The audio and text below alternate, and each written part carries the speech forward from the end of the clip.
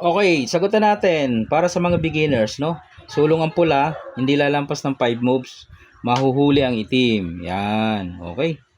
Tatlong dama ang pula, isa lang ang itim. Okay, ang moves mo dyan, para mahuli mo siya na hindi lalampas ng 5 moves, dito lang. Yan, dyan. Susulong dito ang itim, mga boss. Yan. Pwedeng dito ka, o kaya takpan mo. No? Para pagbalik niya doon, ipapakain mo lang yan.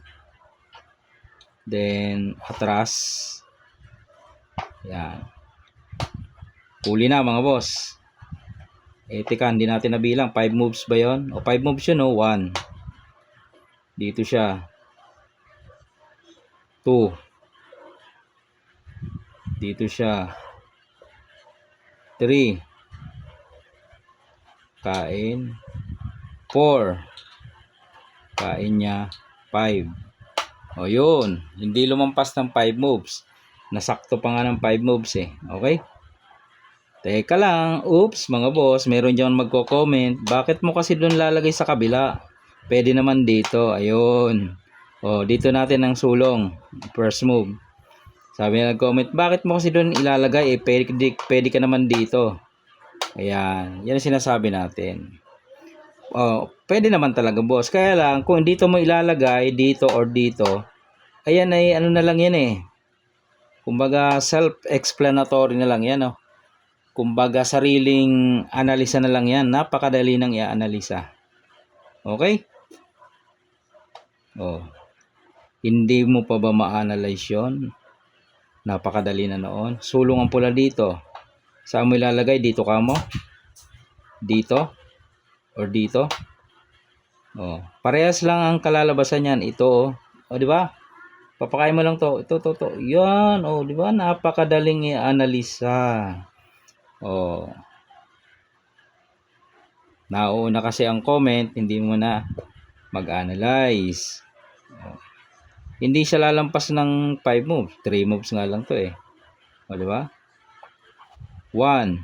Pumunta ka dito. Ay di 2. Kain 2.